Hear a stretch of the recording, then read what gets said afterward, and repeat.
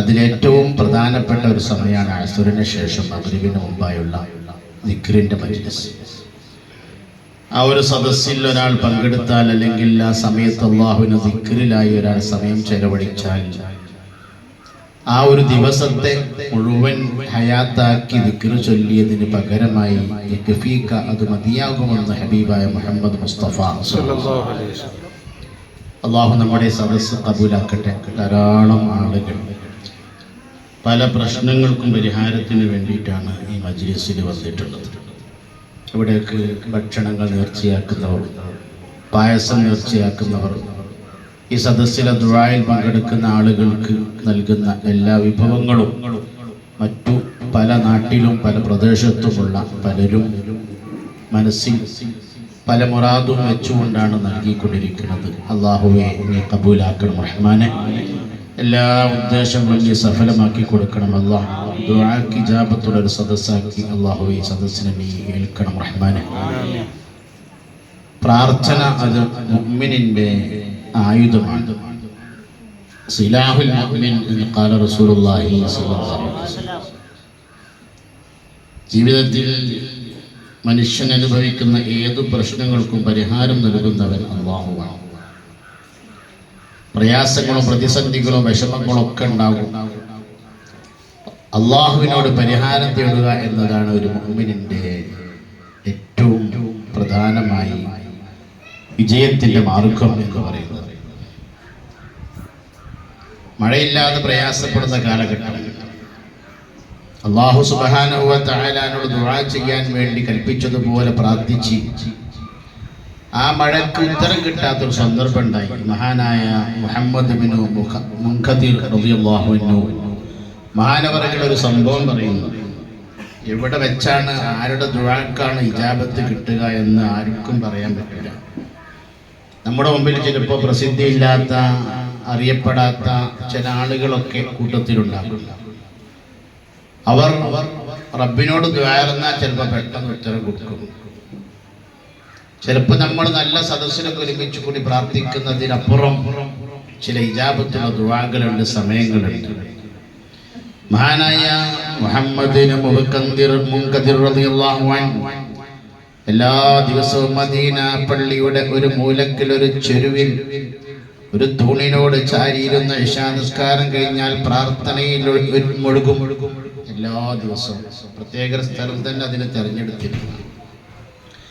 അങ്ങനെ ഒരു പ്രത്യേക പുണ്യം മഹാന്മാരൊക്കെ കണക്കാക്കിയിട്ടുണ്ട്. നമ്മളൊക്കെ നാട്ടിൽ പഴയ ആൾക്കാർ വെള്ളിയാഴ്ച വന്നിരിക്കുന്ന ഒരു സ്ഥലം ഉണ്ടാവും. അവരെല്ലാ വെള്ളിയാഴ്ച അവിടെ അവരുടെ പ്രത്യേക സ്ഥലമായിരിക്കും.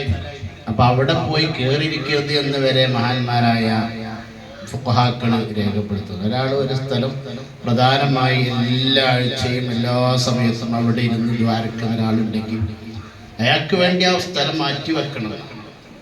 മഹാനായ മുഹമ്മദ് ബിൻ മുൻകദിർ റളിയല്ലാഹു അൻഹു എന്നും ഒരു മദീന പള്ളിയുടെ ഒരു മൂലക്കൽ, ഒരു ഭാഗത്ത് ഒരു തൂണിനോട് ചേർന്ന് ഇബാദത്തിന് ഇങ്ങനെ കഴിയും. ഒരു ദിവസം മദീനയിൽ വരൾച്ച വ്യാപിച്ചു. വെള്ളമില്ലാതെ കൃഷിയെല്ലാം നശിച്ചുപോയി. വെള്ളം കിട്ടാതെ പ്രയാസവും വിഷമത്തിലുമായി. മുഅ്മിനീങ്ങളായ ആളുകൾ മദീന പരിശുദ്ധമായ ആ ഹറമിൽ വന്ന് റബ്ബിനോട് ദുആ ചെയ്തു. പക്ഷെ മഴ കിട്ടിയില്ല. നമ്മളും ആലോചിക്കണം, എന്തേപ്പോ ഞാൻ കുറെ മജ്ലിസിൽ പോയിരുന്നു, എത്ര നല്ല ആൾക്കാരുടെ സദസ്സിൽ പോയിരുന്നിട്ട് എന്താ ഉത്തരം കിട്ടാത്തത്? ആർക്കാത്ത ആൾക്കാരെ മജ്ലിസിന്റെ കേടൊന്നുമല്ല, ഇതിനേക്കാളും മഹാന്മാരല്ലേ, ഇതിനേക്കാൾ നല്ല മജ്ലിസല്ലേ മദീന പള്ളിയിലെ മജ്ലിസ്. മുഅ്മിനീങ്ങളായ ആൾക്കാർക്ക് വേറെ ഉത്തരം കിട്ടിയില്ല. അങ്ങനെ മഹാനായവർകളാ തൂണിൽ ചാരി ഇശാ നിസ്കാരം കഴിഞ്ഞ് ദ്വാരന്ന് കൊണ്ടിരിക്കുമ്പോൾ അതാ പള്ളിയിലേക്ക് അല്പസമയം കഴിഞ്ഞപ്പോൾ ഒരു കറുത്ത മനുഷ്യന് കടന്നു വരികയാണ്. ഒരു തുണി ധരിച്ചിട്ടുണ്ട്, തോളിൽ ഒരു മുണ്ടും ചുറ്റിയിട്ടുണ്ട്, തോളത്തൊരു മുണ്ടിട്ടിട്ടുണ്ട്. അങ്ങനെ വന്നു. അദ്ദേഹം നിസ്കാരത്തിലേക്ക് പ്രവേശിച്ചു. അല്പം ദിക്റുകളും മറ്റു അമലുകളൊക്കെ ചെയ്തതിന് ശേഷം അല്ലാഹുവോട് ദ്വാരക്കുന്നത് അദ്ദേഹം കാണുകയാണ്. പടച്ചോനെ, ഈ നാട്ടിൽ മഴയില്ലാതെ വരൾച്ചയും പ്രയാസവും അനുഭവിച്ചു കൊണ്ടിരിക്കുമ്പോ നിന്റെ ഈ പരിശുദ്ധമായ ഭവനത്തിൽ, മദീനയിലെ പരിശുദ്ധമായ മസ്ജിദുൻ നബിയിൽ, ഈ പരിശുദ്ധ മണ്ണിൽ വന്ന്, പള്ളിയിൽ വന്ന് നിന്നോട് ദുആ ചെയ്തല്ലോ നിന്റെ മുഅ്മിനീങ്ങളായ ആളുകൾ. പക്ഷേ ഉത്തരം കൊടുത്തില്ല. പടച്ചോനെ, മഴ കൊടുത്തിട്ടില്ലല്ലോ. അതുകൊണ്ട് ഞാൻ എന്നോട് ചോദിക്കുന്നു, റബ്ബേ, ഈ മദീനയിൽ വരൾച്ച മാറും വിധമുള്ള ഒരു മഴ നിന്റെ ഭാഗത്തിൽ നിന്ന് നിന്റെ കാരുണ്യം ഈ നാട്ടിൽ ഞങ്ങൾക്ക് തരണേ. ഞങ്ങളുടെ ദ്വാരക്കേണ്ട താമസം. മഹാനായ മുഹമ്മദ് ബിൻ മുൻകദിർ റളിയല്ലാഹു അൻഹു പറയാണ്, ഞാൻ ഇയാളെ ദുആ കേട്ടപ്പോൾ ഞാൻ വല്ല ഭ്രാന്തനാണെന്ന് വിചാരിച്ചു.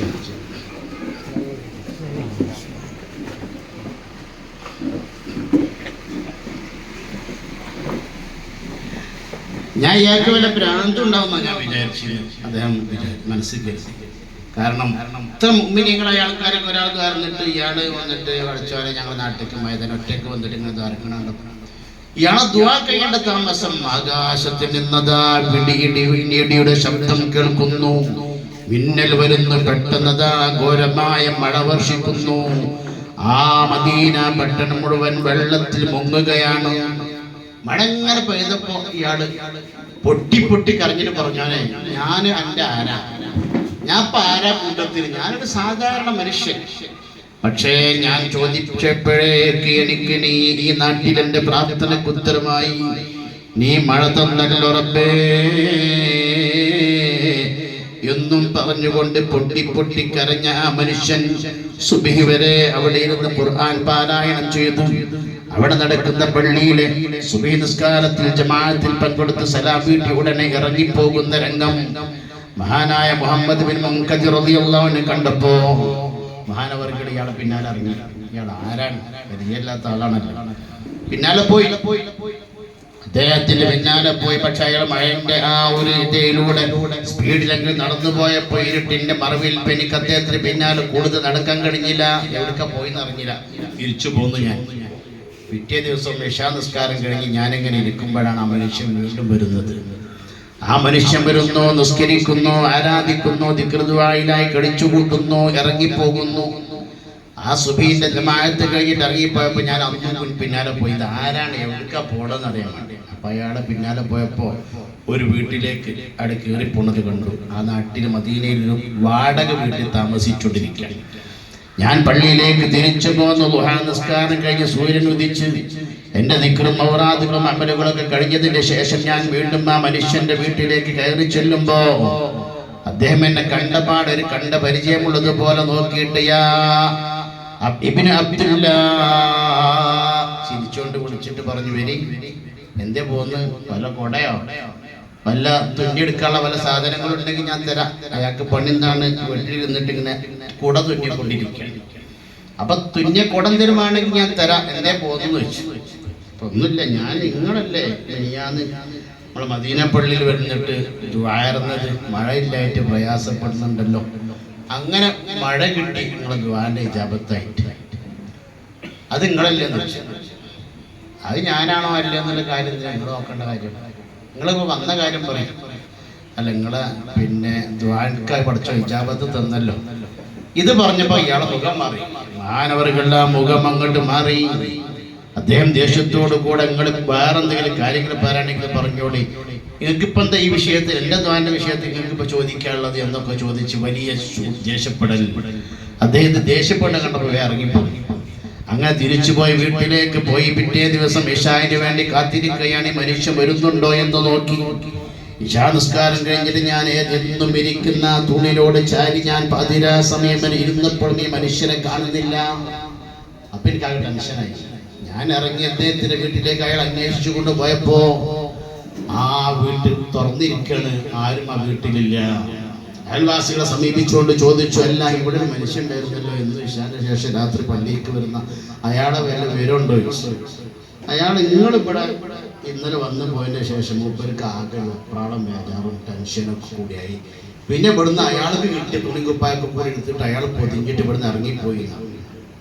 ചുരുക്കി പറഞ്ഞാൽ ചില ആളുകളെ അല്ലാഹു തആല ഇഷ്ടപ്പെട്ട ചില മഹാന്മാരായ ആളുകൾ, ചിലപ്പോൾ ആളുകൾ വരുന്നതും സമീപിക്കുന്നതും ആളുകൾ അറിയുന്നതൊന്നും ഇഷ്ടമില്ലാത്ത ധാരാളം മുഅ്മിനീങ്ങൾ ഉണ്ടാകും. അവർ ഒറ്റയ്ക്ക് ദ്വാരക്കും, റബ്ബിനോട് പ്രാർത്ഥിക്കും. പാതിരാ സമയത്ത് ഏതൊരു മനുഷ്യന്റെയും പ്രാർത്ഥനയ്ക്ക് ഉത്തരം ചെയ്യുന്നവൻ ഏകനായ സർവശക്തനായ അല്ലാഹുവാണ്. പരിശുദ്ധ ഖുർആനിൽ അല്ലാഹു പറഞ്ഞല്ലോ, നബിയേ, വഇദാ സഅലക ഇബാദി അന്നി ഫഇന്നീ ഖരീബ്.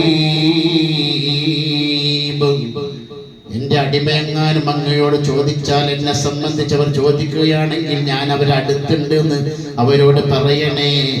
ഉജീബു പ്രാർത്ഥനയ്ക്ക് ഉത്തരം നൽകുന്നവനായി അവന്റെ തൊട്ടടുത്ത് നിൽക്കുന്നവനാണ് അവന്റെ റബ്ബെന്ന മറുപടി നൽകണേ എന്ന് ഹബീബായ മുഹമ്മദ് റസൂലുള്ളാഹി സ്വല്ലല്ലാഹു അലൈഹി വസല്ലം തങ്ങളോട് ശുദ്ധമായ ഖുർആനിലൂടെ അല്ലാഹു പറഞ്ഞിട്ടുണ്ടെങ്കിൽ മനുഷ്യരായ മുഅ്മിനീങ്ങളായ നമ്മുടെ മനസ്സിലുള്ള വിശ്വാസം എപ്പോഴും അതറിയാം. നമ്മൾ ദ്വാരന്നാ മതി, നമ്മൾ പ്രാർത്ഥിച്ചാൽ മതി. അതിലാ സമയത്ത് പടച്ചോനെ മാത്രം മനസ്സിൽ കരുതിയിട്ട് ദ്വാരന്നിട്ട് ഇജാബത്ത് കിട്ടാത്ത ആരെങ്കിലും ലോകത്തുണ്ടോ? പടച്ചോൻ ഉത്തരം കേൾക്കാത്ത ഏതൊരാൾക്കും ഇബ്ലീസ് ലഅനത്തുല്ലാഹി അലൈഹി അല്ലാഹ് ഏറ്റവും കൂടുതൽ ശപിച്ചവനല്ലേ? ശപിച്ച് സ്വർഗത്തിൽ നിന്ന് പുറത്താക്കുന്ന സമയം, ആ ടൈമിൽ പടച്ച റബ്ബിനോട് യാ റബ്ബി എന്ന് വിളിച്ചു ദുആ ചെയ്തപ്പോ അല്ലാഹു തആല ദുആക്ക് ഇജാബത്ത് നൽകിയ ചരിത്രം സംഭവം ഖുർആനിൽ പറയുന്നുണ്ടല്ലോ. ഏത് പിശാചും പടച്ചോട് കാരണമാണ്. അതാണ് ദുആന്റെ ഒരു പ്രത്യേകത. റബ്ബിനോട് ദ്വാരന്നാൽ ആ ദ്വാന്റെയും അള്ളാന്റെ ഇടയ്ക്ക് ഒരു തടസ്സമില്ല, ഒരു കാരണം.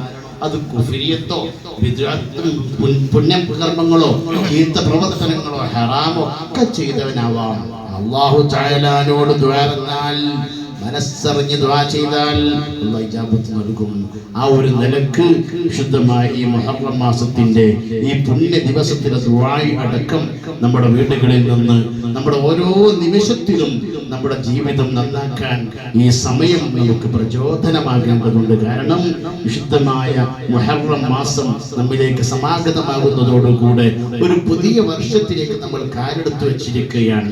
ഖുർആനിൽ അല്ലാഹു പറഞ്ഞതുപോലെ ഓരോ വർഷവും ഈ വിശുദ്ധമായ മാസത്തിലേക്ക് പ്രവേശിക്കുമ്പോൾ ഖുതുബയിൽ ഖതീബന്മാർ വിളിച്ചു പറയുന്ന ഒരു ആയത്തുണ്ട്. യാ അയ്യുഹല്ലദീന ആമനൂ, ഹേ സത്യവിശ്വാസികളെ, നിങ്ങൾ അല്ലാഹുവിനെ സൂക്ഷിക്കണേ. വൽ തൻദുർ നഫ്സുൻ, ഓരോ നഫ്സും നോക്കിക്കൊള്ളണം. എന്താണ് നഫ്സും? മാ ഖദ്ദമത് ലിഗദ്, നാളെയുടെ ജീവിതത്തിന് വേണ്ടി ഞാൻ എന്തൊക്കെ മുൻകൂട്ടി ചെയ്തിട്ടുണ്ട്. ഇതൊക്കെ നോക്കേണ്ട, പരിശോധിക്കേണ്ട സമയമാണ്. ഓരോ ദിവസവും, ഓരോ ആഴ്ചകളും, ഓരോ മാസങ്ങളും വിട പറയുന്ന സമയത്ത്, ഓരോ വർഷവും വിട പറയുന്ന സമയത്ത് മുഅ്മിനുകളുടെ ഖൽബിലേക്ക് ഓടി വരേണ്ടത്. വിശ്വാസികളെ, സഹോദരങ്ങളെ, ഓരോ വർഷം നമുക്ക് കഴിഞ്ഞു കളയുമ്പോൾ നമ്മുടെ ജീവിതത്തിലെ ഒരു വർഷമാണ്. പടച്ച റബ്ബ് നമുക്ക് നൽകിയ അജല് എത്രയാണോ അതിലെത്ര ശ്വാസങ്ങളാണ് ഒരു വർഷം നാം തീർത്ത് കഴിഞ്ഞിട്ടുള്ളത്. എത്ര വയസ്സാണ്, എത്ര മാസങ്ങളാണ് നമുക്ക് കഴിഞ്ഞു പോയിട്ടുള്ളത്. ഇന്നല്ലെങ്കിൽ നാളെ അല്ലാഹുവിലേക്ക് മടങ്ങി ചെല്ലേണ്ടവനാണ് എന്ന ബോധത്തോടു കൂടെ ശിഷ്ടകാലം ജീവിക്കാൻ നമുക്ക് പുണ്യമായ മജ്‌ലിസുകൾ പ്രചോദനമാകണം. ഇങ്ങനെയുള്ള സദസ്സുകൾ പ്രാർത്ഥനയ്ക്ക് ഇജാബത്തുള്ള സദസ്സുകളാക്കി മാറ്റണം. അല്ലാഹു നമുക്ക് തൗഫീഖ് നൽകുമാറാവട്ടെ. എൻ്റെ പ്രിയപ്പെട്ട സുഹൃത്ത്, എൻ്റെ കൂടെ ജാമിഅ നൂരിയയിലൊക്കെ ഉണ്ടായിരുന്ന ഒരു പ്രിയപ്പെട്ട വടപുരത്തുകാരനായ അഷ്റഫ് ഫൈസി ഇന്ന് രാവിലെ പ്രഭാതത്തിൽ ഉച്ചന്റെ മുമ്പായി മരണപ്പെട്ട വിവരം അറിയാൻ കഴിഞ്ഞു. ഞാനിപ്പോൾ 2 മാസം മുമ്പ് അദ്ദേഹത്തിന്റെ നാട്ടിൽ ഒരു മജ്‌ലിസിന്റെ ഒരു പ്രഭാഷണത്തിന് പോയിരുന്നു. വർഷത്തിൽ 2-3 തവണ ഞാൻ ആ അദ്ദേഹത്തിന്റെ നാട്ടിൽ വളപുരത്ത് അദ്ദേഹം നേതൃത്വം നൽകുന്ന ഒരു സദസ്സ് സ്വാഗതം പറയാൻ അദ്ദേഹമാണ്, സംഘാടകനായ അദ്ദേഹമാണ്. എല്ലാം നല്ല ആരോഗ്യത്തോടു കൂടെ, ആഫിയത്തോടു കൂടെ സജീവമായി പ്രവർത്തിച്ചിരുന്ന ഒരു നല്ല പണ്ഡിതൻ. അല്ലാഹുവേ, ആ സഹോദരന്റെ ഖബറിനെ വിശാലമാക്കി കൊടുക്കണം റഹ്മാനെ. അദ്ദേഹത്തിന്റെ ജീവിതത്തിൽ വന്നുപോയ പാപങ്ങളൊക്കെ നീ പൊറുക്കണം റഹ്മാനെ. ഈ സദസ്സിൽ ഒരുമിച്ച് കൂടി ഞങ്ങളിൽ നിന്ന് മരണപ്പെട്ടു പോയ ആരൊക്കെയുണ്ടോ അല്ലാഹുവേ, അവർക്കൊക്കെ നീ മഗ്ഫിറത്തും റഹ്മത്തും പരലോക ദറജ ഉയർത്തിയും നീ അനുഗ്രഹിക്കണം റഹ്മാനെ. രോഗികളായ ആളുകളുണ്ട്, നീ ശിഫാ നൽകണം റഹ്മാനെ. പ്രത്യേകിച്ച് ഞങ്ങളുടെ പ്രിയപ്പെട്ട വൈദ്യകുട്ടി മുസ്ലിയാർ രാജസ്ഥാനിന്റെ പിതാവ്, അല്ലാഹുവേ പൂർണ്ണ ആഫിയത്ത് കൊടുക്കണം റഹ്മാനെ. ദീർഘായുസ് നൽകണം റഹ്മാനെ. ഞങ്ങളുടെ കുടുംബത്തിലുള്ള രോഗികൾ ധാരാളം ആളുകളുണ്ട്, നീ ശിഫാവും പൂർണ്ണ ആരോഗ്യവും ആഫിയത്തും ഞങ്ങൾക്കും അവർക്കും നീ നൽകി അനുഗ്രഹിക്കണം റഹ്മാനെ. ഈ സദസ്സ് മഹാനായ സയ്യിദ് അവരുടെ പ്രാർത്ഥനയോടുകൂടെയാണ് നമ്മൾ അവസാനിപ്പിക്കുന്നത്. ധാരാളം സാലിഹ്യങ്ങളുമായി, മഹാന്മാരുമായി, മശായിഖന്മാരുമായി ഒക്കെ ബന്ധമുള്ള ഒരു വലിയ മഹാനായ സയ്യിദ് അവർകളാണ് നമുക്ക് ഇടക്കിടക്ക് ഈ മജ്‌ലിസിൽ നമുക്ക് ദുആക്ക് നേതൃത്വം നൽകാൻ കിട്ടുന്നത് നമ്മുടെ ഒരു ഭാഗ്യം കൂടിയാണ്. അല്ലാഹു ആഫിയത്തും ആരോഗ്യവും ദീർഘായുസ്സും മഹാനവറുകൾക്ക് പടച്ചുറപ്പ് നൽകി അനുഗ്രഹിക്കുമാറാവട്ടെ. റഹ്മത്തിക യാ റഹ്മാൻ റഹീം.